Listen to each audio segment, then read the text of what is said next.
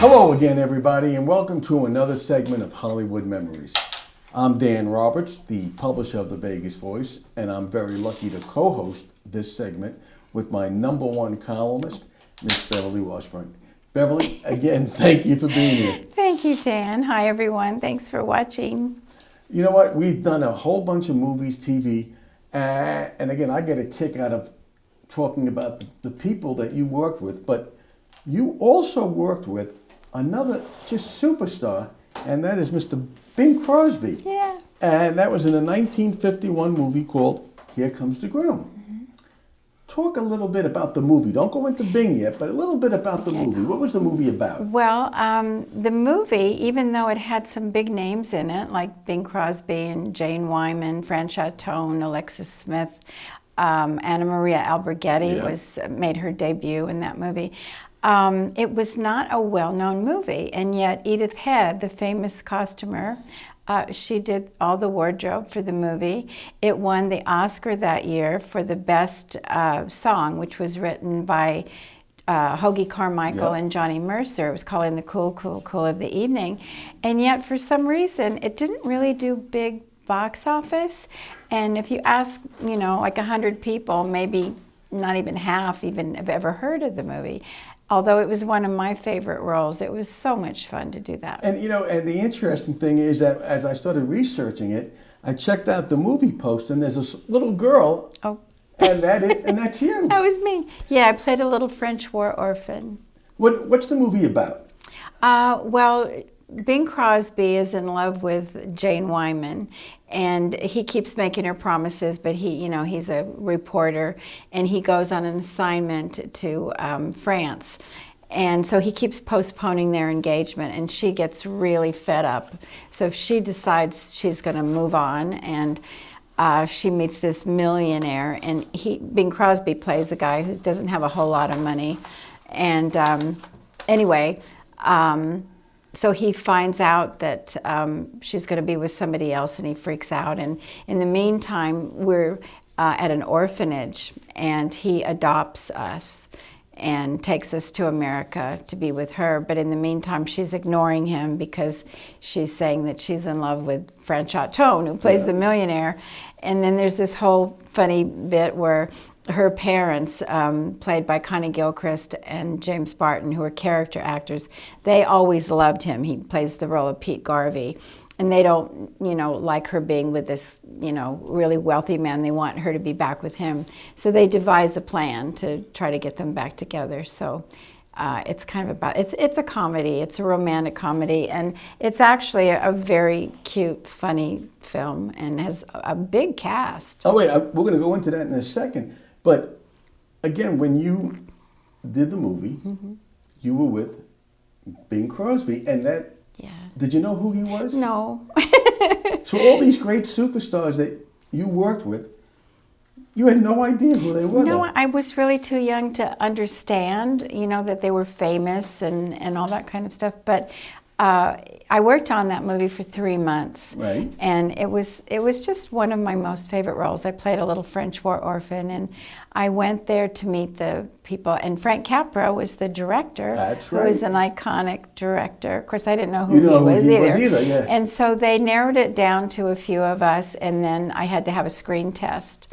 And so I did the screen test, and I don't speak English in the movie, so they didn't give me any dialogue, but they wanted me to just talk, and I guess I just started rambling on as I do even then, and got the call that I got the part, and it was just a fun set. They had cameos with Phil Harris and Cass Daly and Louis Armstrong, Frank Fontaine, Dorothy Lamour.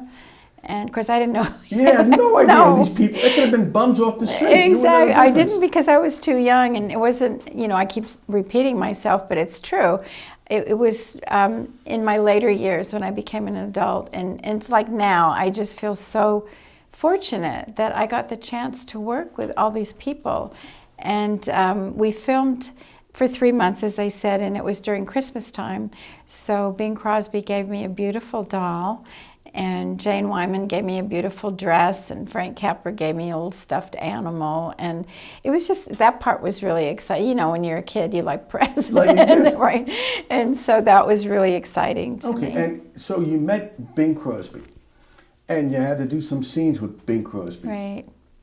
No big deal. How did he treat you, by the way? Just, he could not have been nicer. And I know, sadly, that there's a book out that his sons wrote that was not very kind, but I can only go by my memories and my experience. And up until the year he died, I always got a Christmas card from him.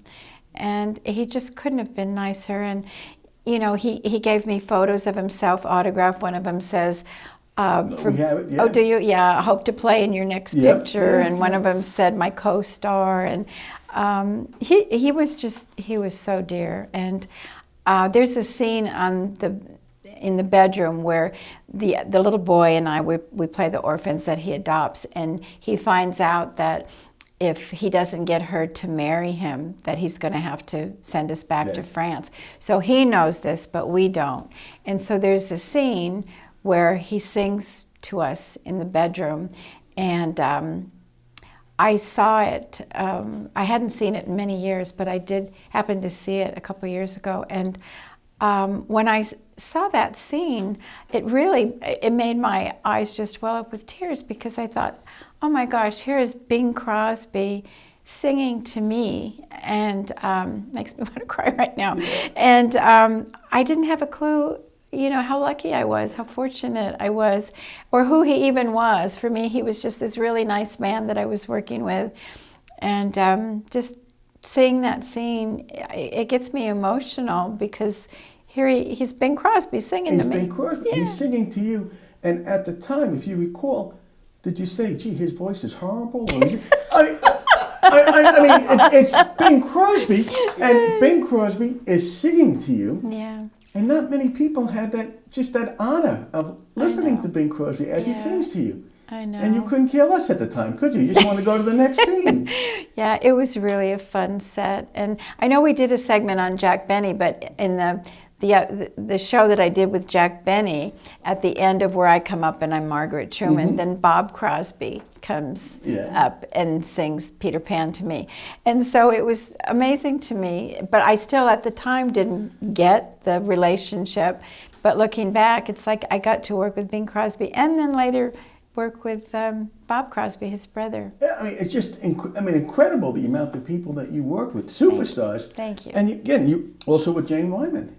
Lovely lady. Oh my gosh, she was the sweetest, and she'd always have me, you know, call me over so I could sit on her lap. And she gave me this beautiful dress, as I mentioned, for Christmas that I still have. And did you call her Jane? No. Well, because I was like six or 7 years old, so I was always taught it would be Miss Wyman and Mr. Crosby. So you never called him Bing?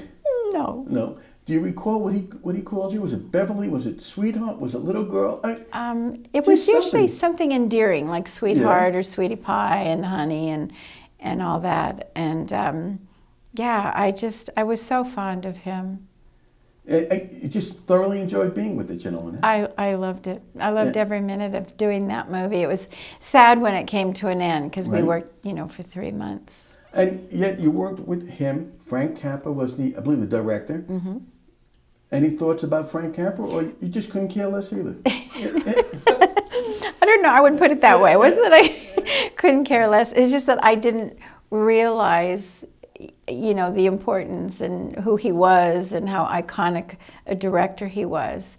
He was always very nice to me too. And I feel so fortunate to have been in that movie. I think it's a really cute movie. I know it's on DVD. I don't think it's on YouTube. No, we couldn't find it on YouTube. Yeah, but it's available on DVD. You know what? And down the road, unless you throw me out, we're going to do a segment on all the superstars that you worked with from beginning to end. Thank you. And I'm sure you're going to say only nice things about them, but I'm hoping that all these superstars realized how lucky they were to have you in the movie or the TV. Dan, thank you. No, but I just find it just fascinating. It's just one of the things about Beverly that we at the Vegas Voice love so much. So thank you again. I know if we shut the camera, if you're going to smack me around and do something. But anyway, this is Dan Roberts for Hollywood Memories saying we'll see you again. Thank you.